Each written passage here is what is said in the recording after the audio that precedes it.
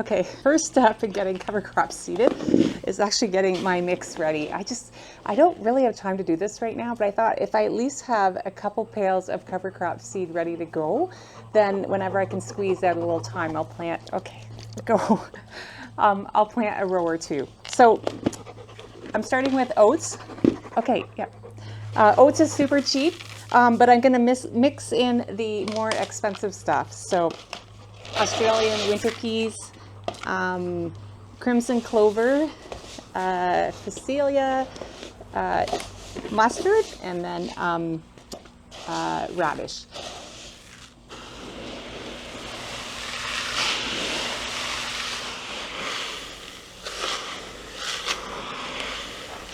Okay, so I have 2 part pails ready to go. This is so exciting because I just feel like if I have this in the gator, I have so many flowers to cut this week, but if I have this ready to go, then I think I'm more likely just to pause for a second and spread some cover crop down. And my future self will be thankful if I can get this down. Because this, for sure, and all the rows I want to plant into in next April, I really want this having a good start this fall. It will die in the winter. The rows will be ready to plant with minimal weeds in it. At least that's the plan. So the chickens are contained now. I moved their fence. My son did help me, which was awesome.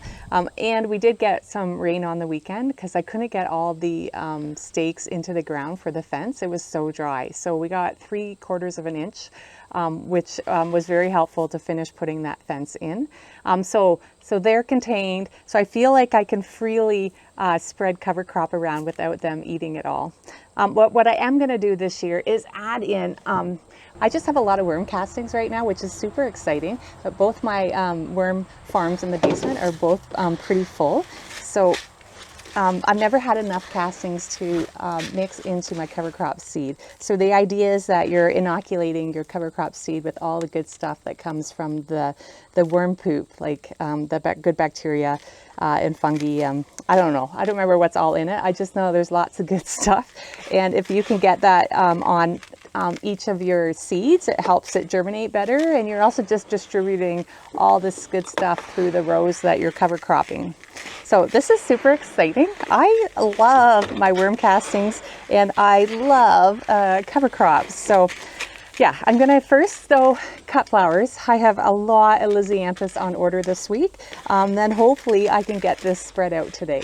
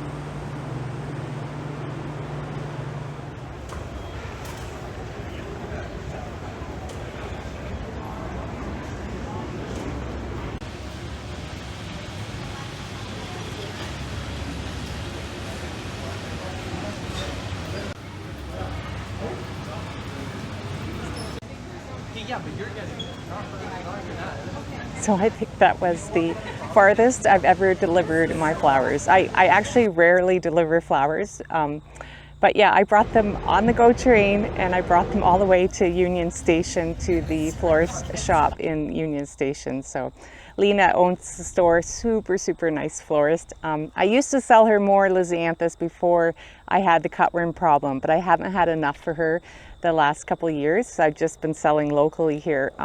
So it was super fun to bring her a bucket. I didn't have all the colors that she wanted. She really wanted brown, which is a super popular color right now. But it's just not growing well. Most of it's in the rows that are super short. So I brought her a mix of stuff. She was happy, and I was just happy to be cutting Lisianthus this week. Yes, I still really love that flower, and I'm really thankful for the super warm weather we've had the last couple of weeks. So I think this is the third week now we've had great warm temperatures. Like, it feels like almost summer, and most importantly, the nighttime temperatures have still stayed in the double digits, which makes a huge difference for fall Lisianthus. It's hard sometimes to get nice stems of fall Lisianthus if it's cold, like too cold at night, and if it's cold and wet, that's really hard. So we did have rain. We had another 1.5 inches midweek. I forget what day that was. But with the rain, the Lisianthus still looks good. It was able to dry off the next day. The rain didn't come down that hard that it ripped the petals. So most of the petals are still intact. And they look great. Like, it is really hard to get blush Lisianthus at this time of year because the cold temperatures will streak it and make it actually darker pink and kind of ugly. And when they want blush Lisianthus, they want just a really soft color. So you have to ignore the Lisianthus are a lot of work in the fall because I let them grow a lot taller and there's a lot more dead blooms on them. So I did spend a lot of time this week in the barn cleaning up the stems and counting them and organizing orders. I had a lot of orders and it felt great. It felt great to move a lot to the collective.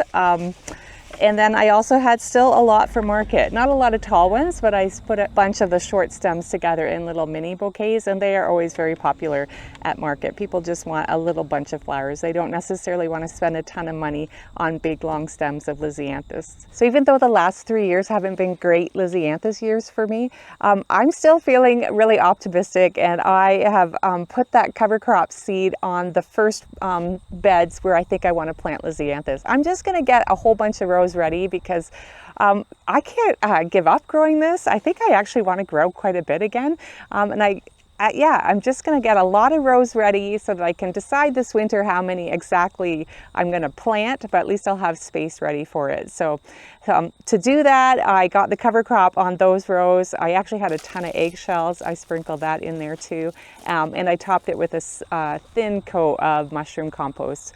With the rain we had this week, it's already, most of the varieties are germinating or at least sending out their first root.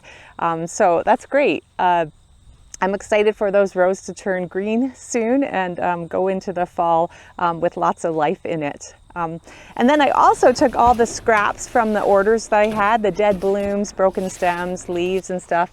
I gathered that up so I could make some weed juice for it. A little bit late with that this year, but we'll see if it can decay enough down and ferment to become something usable for next February and March to feed the new baby Lisianthus. So this is just a super fun week. I know all I did was work. It took a lot of time to get all the Lisianthus harvested and out the door, and then squeezing in a little bit of field work as well as just cutting everything else. But super enjoyable to be out here with all the flowers. There's so many flowers right now, and with the really nice weather, I loved it. I don't mind the work that I do, and I don't mind putting in long days sometimes. And this was a week where I didn't mind it at all.